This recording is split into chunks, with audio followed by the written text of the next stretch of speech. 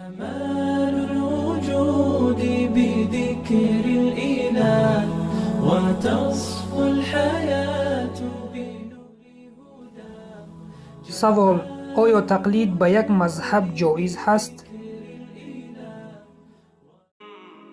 الحمدلله والصلاة والسلام علی رسول الله و بعد. دوستای گرامی و بیننده های محترم، یکی از برادرها سوال کردند که آیا جواز داره که ما مقلد یک مذهب بوده باشیم؟ در کل مذهبی بودن و یا ای که انسان مقلد باشه بالای یک شخصی که غیر مجتهد باشه و عامی بوده باشه. یعنی غیر مجتهد اگر او عالم باشه یا نباشه او در تحت و حکم عامی داخل است. بالای از او تقلید یکی از جمله مذاهب اربعه لازم است، چرا اله العالمین جل و علا در قرآن عظیم الشان به این مسئله حکم کرده. سورت نساء آیه 59 اگر شما مراجعه کنین، الله تبارک و تعالی می فرماید: استعیذ بالله اطیعوا الله و اطیعوا الرسول و اولی الامر منکم. به این عنوان که شما اطاعت الله تبارک و تعالی و رسول اکرم صلی الله علیه و سلم و اولی الامر یعنی اولی الفقه و علما را بکنید.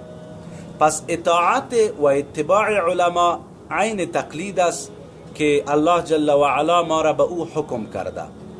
پس جواب برادر ما به این عنوان است که واجب است بالای غیر مجتهد که تقلید یک مذهب را بکنه. اما ماند یک مسئله که بعضی از اشخاص به عنوان عالم یا به عنوان دانشمند و پژوهشگر و محقق او این صدا را بلند میکنه که تقلید شرک است و جواز نداره. او همه سخنهایشان بی اصل و بی اساس است و همه مسائلشان خلاف قرآن و حدیث. چرا ما قبلا آیه را تلاوت کردم که همه مفسرین از جمله ابن عباس، مجاهد، تماما مفسرین اهل سنت به اتفاق دارند که اولی الامر مراد فقها است. البته در کل یک قول تفردی هست که در دو تفسیر وجود داره، اما تفسیر راجح در اولی الامر ای فقها است، چنانه که ابن عباس می فرماید یعنی اولی الفقه و الدین الذين يعلمون الناس معانی دینهم. یہ مراد از اولی الامر آنانی هستند که اونا از جمله اهل فقه و اهل دین هستند و از برای مردم معانی دینشان تعلیم میتن و یأمرونهم بالمعروف و ینهونهم عن المنکر. اونا را امر به معروف و نهی از منکر میکنه. فاوجب الله طاعتهم علی العباد. خداوند جل و علا طاعت از اونا را بالای بنده ها واجب گردانیده.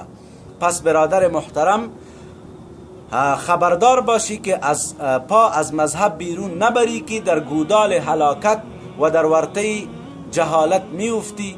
بناهن تقلید لازم است.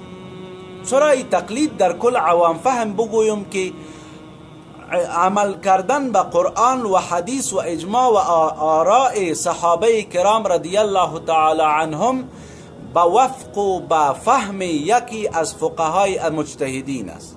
این معنا و مفهوم ساده تقلید هست که بالای ما و شما لازم است. انشاءالله ما در خدمت هستیم در سوالای دیگر و جوابات دیگر. من بعد سوال دیگری را فردا جواب خواد کردیم. السلام علیکم و رحمت الله و برکاته.